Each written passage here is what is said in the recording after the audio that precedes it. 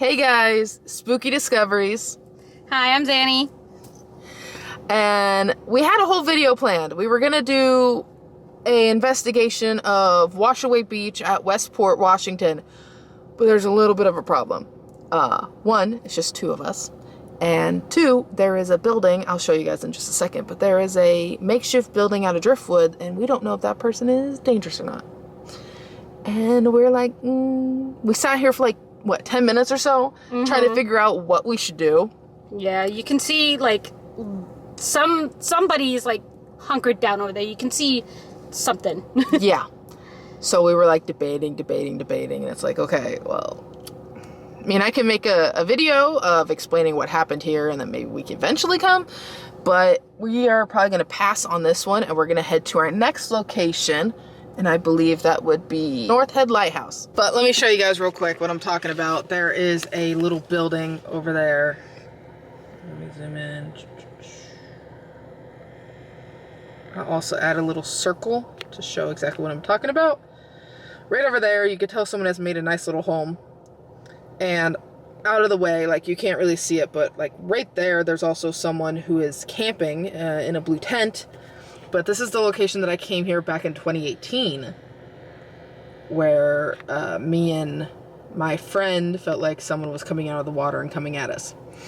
And it took us about, 30 minutes or so to find this location? Mm-hmm. So we finally found it. They added a cute little, phone by the sea kind of thing. Yeah. So. You could basically, use the phone and kind of send messages to your loved ones that you missed, and kind of just let them know that you're thinking about them and things like that. So that's really sweet. So we were gonna head to our next location, and obviously that one we have access to because it is a literal lighthouse. Yeah. And I will talk to you guys soon.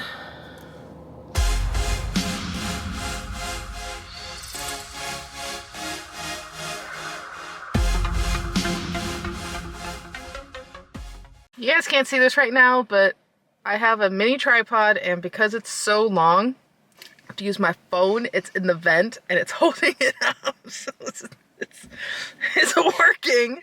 It works. It works for what I need. It works. Calling about living on the edge.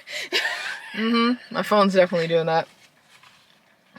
Alright guys, so we're here at North Head Lighthouse. It's currently raining a little bit. I don't know if you can see that back there, but it's a little bit raining. So I'm filming this in the car so we don't get wet, and then we're going to go talk to the people inside. So the North Head Lighthouse began its operations on May 16th, 1898 to safely guide ships around the shipwreck-prone the graveyard of the Pacific. Okay. This lighthouse sits on a cliff. It's 194 feet above sea level. This tower itself is 65 feet tall. The first person to care for this lighthouse was a man named Alexander, who was native to Finland. Oh. He arrived with his wife, Mary. They were married in the year of 1890. In the spring of 1923, Mary was diagnosed with melancholia, an old term for severe depression, which was most likely caused by the harsh and isolating coastal environment. She went for a walk along the cliffs with her dog on June 9th, 1923. Her dog, Jerry, returned alone, agitated and trembling. A search party went looking for her. They found her on the rocks below.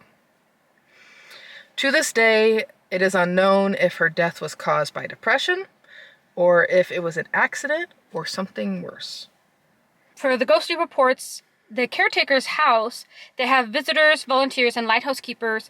Residents have reported hearing a woman gently humming and scratching of a dog at the door, only to find nothing but a fog when they open it.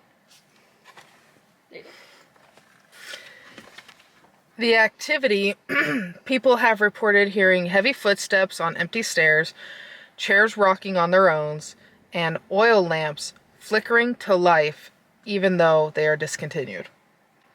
Interesting. Also having reported of unusual electrical surges inside the structures.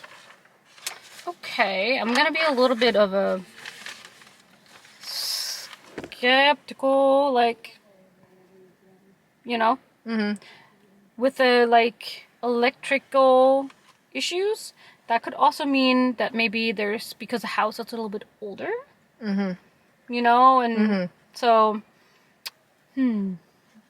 that's where my mind goes. This lighthouse was actually featured on Ghost Adventures, featuring the caretaker's house in a 2018 episode. The title of the episode is Pacific Graveyard of Cape Disappointment. If you want to visit this location yourself, it's located at Cape Disappointment State Park. So we'll see you guys in a minute. Okay, so we are at North Head Lighthouse. She, the keeper's wife, the first keeper's wife, has apparently jumped off. I was talking with the guy from the gift shop, and Lewis, was that his name? No, I was talking about the Lewis and Clark Interpretation Center. Oh no, I'm talking before that. We were up there talking with him, and he told us about how Ghost Adventures came here, which we already knew that, but how they try to make up a whole story about her jumping to her death as like suicide or murder, whichever they were trying to push on everybody. And he was explaining to us about how there's no way she could have jumped off the left side and landed on the right side. So they said she jumped from here, this area, past all those rocks, all the rocks down there, and somehow ended up to the left side, or vice versa. Which is a good point. There's no way she could have done that. Yeah, it wouldn't make sense because the current, if you think about the current, it would have to take her this way. But if you look at the current that she just showed, it's pulling this way. So she would have to be on the side that she fell on and not going over from one side to the other. That's logically speaking. Now, if we're talking paranormal, no, we have no idea, paranormal-wise, how that would work. Yeah. Unless a ghost literally lifted her up and threw her on the opposite end. Which at that point, we're talking devils. Yeah, no, we're not going to be talking about that. We're going to be talking about something else. Yeah. So we have a few of our equipment. Apparently, my spirit box is dead. We tried multiple different ways. I tried putting in one fresh battery because I didn't bring extras because, of course, I didn't think that far ahead. But I think the batteries that you didn't have in there were fully charged anyway. You know what I mean? Like, yeah, because I barely use it.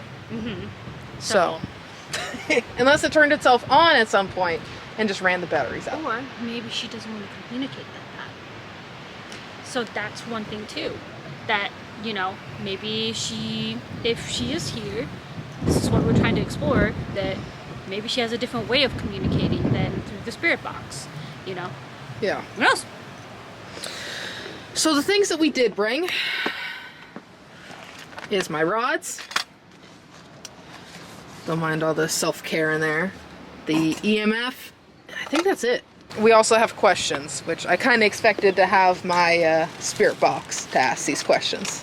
But we can still ask these questions. So I found an interesting, pretty sure you've seen this too, where you can use this as a yes or no kind of thing. Where, you know, you can ask a question, you can say, blink yes, blink for yes, and don't blink for no kind of thing, right? So you could do something like that if you wanted to.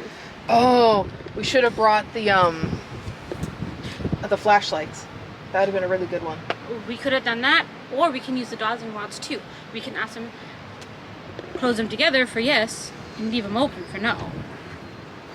You know, and try to make more yes or no questions than actually answer, since we don't have the spirit box. Yeah, and we should probably find a spot that's not exactly blowing, like, everything. Yeah, as everywhere. you can tell, that's just part of being up here in the Oregon coast. Well, we're in Washington. Washington coast. What? Oh my God. Don't mind me. I'm directionally challenged. Yes, I can confirm. We're just gonna have to make this work. At least this way I can just... Me, Susie, me, Susie, me. Yeah, you hold it down until it does a whole reading thing. Let go. I don't think you pushed it enough. There you go. Oh, okay. Okay, it's only on yellow. Is that normal? It's supposed to be on there, or even just nothing.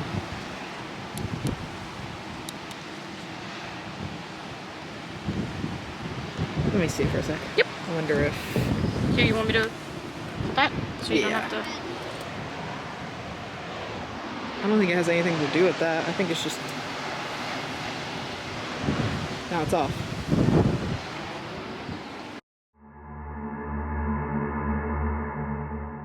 If any of you guys are here, my name is Susie, and you can call me Zanny, and I'm here with my friend Rebecca, or Spooky Discoveries, and I just wanted to introduce ourselves so that you know who we are, and we just have a couple questions for you. I have this device. It can gauge your energy. So if you're here, you can just show us by your energy that you're here, and I will see the lights right up here. We can also go for yes and no questions, where, you know, if you make the lights flicker, it's a yes. If you don't do anything, it's a no, if you feel comfortable. How about I start off with, are you here? Do you want to light up?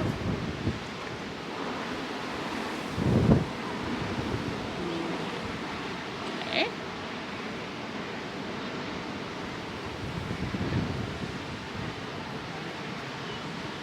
I feel zilch. You don't feel anything?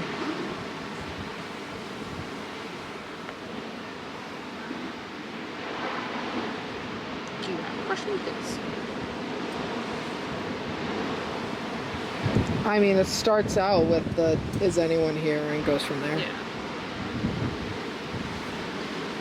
If anybody's here, do you want to make yourself known?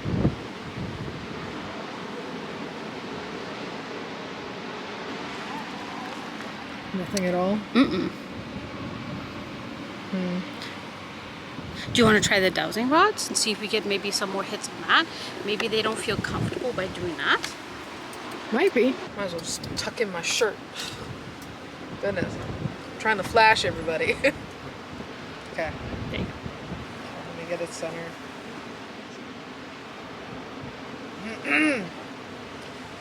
Alright. Can you cross for a yes? This is so difficult. Okay. Can you cross for a yes? I don't think they want to. Yeah, they're going right for no. Could also be the wind, too. Let me see if I have my back to the wind. Can you show me a yes?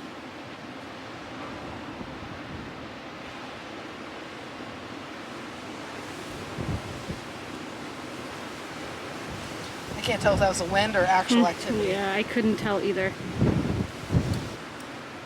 I don't think anybody wants to talk. I think maybe there might be too many people to talk. Maybe they could be Not feeling comfortable. timid. Maybe. Maybe if it is her, Mary, Yeah. that maybe she is just a very shy person, and, you know, like you said, there's maybe too many people for her to come forth, and we understand and we respect that, you know. I thought maybe we had something for a second when you said that it was constantly yellow.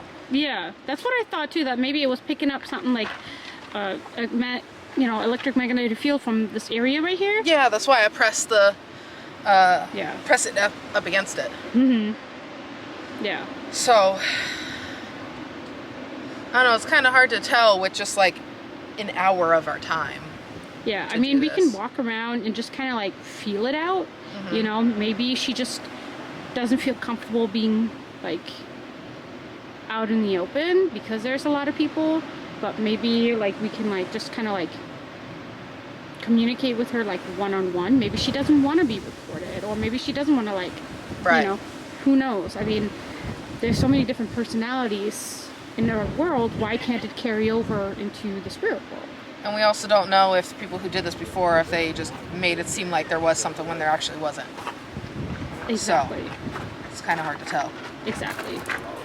I guess we won't know until we go back to the lighthouse if it is or is not haunted. So make sure to subscribe to follow us to our next location in the next video. Stay spooky. See you next time. Bye-bye.